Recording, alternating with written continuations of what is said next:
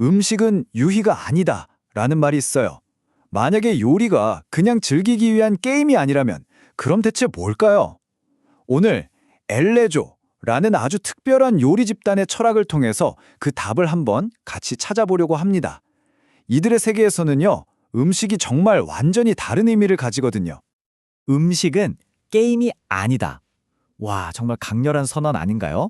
이게 바로 오늘 우리가 깊이 파고들 엘레조 철학의 가장 핵심적인 문장입니다. 도대체 이 사람들은 왜 음식의 단순한 즐거움, 그냥 유희가 될 수 없다고 말하는 걸까요? 그 해답의 첫 번째 실마리는 바로 원점으로 돌아가는 데서 찾을 수 있습니다. 엘레조한테 요리라는 건요, 우리가 흔히 생각하는 것처럼 주방에서 딱 시작되는 게 아니에요. 그것보다 훨씬 더 이전, 바로 생명이 시작되는 그 순간에서부터 출발하는 거죠. 한번 생각해 보세요. 사육과 사냥에서부터 가공, 그리고 숙성을 거쳐서 마침내 우리 옆에 놓인 이 한 끼의 식사에 이르기까지. 엘레조는 이 모든 생명의 연결고리를 하나로 잇는 마지막 행위, 그걸 바로 요리라고 보는 겁니다. 그냥 불을 쓰고 재료를 다듬는 기술, 그걸 훨씬 뛰어넘는 개념인 거죠. 그래서 이 사람들은 자신들의 요리를 라이프 쿠킹, 우리말로 하면 생명의 요리라고 부르더라고요. 이건 단순히 맛있는 맛을 만들어내는 걸 넘어서요, 재료가 품고 있던 그 생명의 감각을 우리 인간의 감성으로 번역해내는 작업에 가깝다고 할 수 있어요. 엘레조 셰프들이 한 이 말을 들어보면 그 목적이 더 확실해져요. 우리의 임무는 단순히 맛을 내는 일이 아니라 생명의 증거로서의 요리를 완성하는 일이다 라고요. 그러니까 요리 하나하나가 한 생명이 이 세상에 분명히 존재했었다는 하나의 증거가 되는 셈이죠. 그렇기 때문에 엘레조의 모든 요리, 그 기본에는 감사가 깔려 있을 수밖에 없는 겁니다. 근데 여기서 말하는 감사는 그냥 고맙습니다 하는 그런 마음이 아니고요, 생명을 다루는 인간으로서의 근본적인 예의를 뜻해요. 거의 행동 강령에 가까운 거죠. 자, 이렇게 생명에 대한 근본적인 존중, 그러니까 감사를 마음에 품었다면요, 이제 요리사는 불 앞에 서게 됩니다. 엘레조에게 불은요, 단순히 음식을 익히는 도구가 아니라 생명의 리듬을 조율하는 악기 같은 거예요. 그럼 그들의 두 번째 철학, 불과의 대화로 한번 들어가 볼까요? 여기서 정말 흥미로운 관점의 차이가 나타나는데요. 우리는 보통 고기를 과학적으로 단백질 조직 이렇게 보잖아요. 근데 엘레조는 근육을 생명이 남긴 리듬의 흔적으로 봅니다. 와, 이건 진짜 완전히 다른 차원의 접근이죠. 그 생명이 살아생전에 어떻게 움직였는지 그 모든 기억이 근육 속에 고스란히 담겨 있다고 믿는 거예요.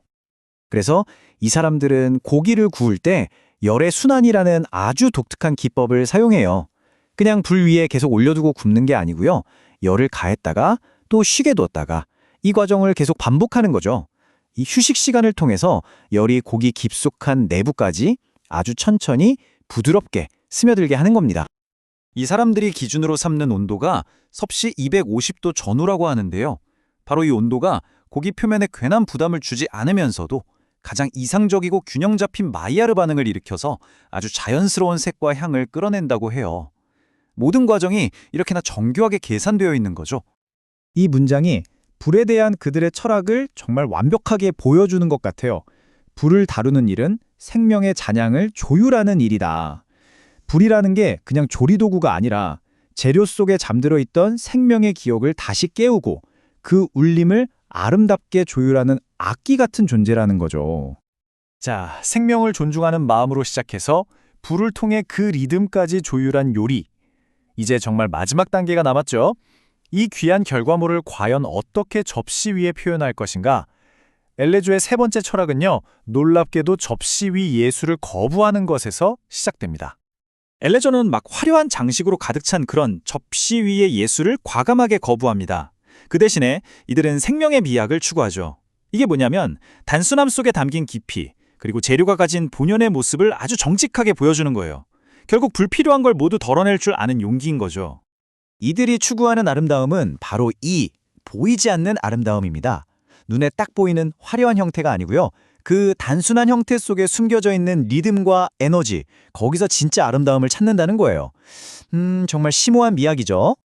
이런 관점에서 보면 셰프는 더 이상 그냥 요리사가 아닌 거죠. 그는 생명의 모습을 그리는 화가이자 그 생명의 역사를 기록하는 기록자가 되는 거예요. 그래서 이들이 내놓는 접시에 담긴 건 그냥 음식이 아니라 말 그대로 생명의 초상화가 되는 겁니다. 자, 지금까지 우리가 살펴본 원점, 불, 그리고 미학, 이 세 가지 철학이 그냥 따로따로 노는 게 아니에요. 이 모든 것이 하나로 완벽하게 합쳐져서 마침내 접시 위에서 하나의 완전한 이야기, 즉 서사를 완성하게 됩니다. 그러니까요, 원점의 철학은 생명의 감각을 존중하는 출발점이 되는 거고요. 불의 철학은 생명의 리듬과 조화를 이루는 기술이 되고, 마지막으로 미학의 철학은 그 생명의 존재 자체를 표현하는 예술이 되는 겁니다. 이 세 가지가 다 모여서 생명에 대한 하나의 서사를 완성하는 거죠. 그리고 이 문장은 엘레조의 세계관 전체를 꿰뚫은 한마디라고 할 수 있어요.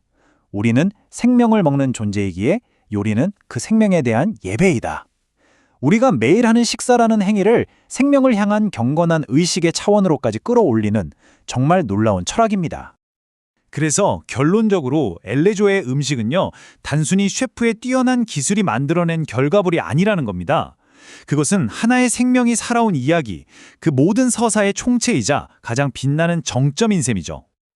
그리고 이 마지막 문장은 어쩌면 우리가 음식을 대하는 태도를 오늘부터 완전히 바꾸게 만들지도 모르겠네요.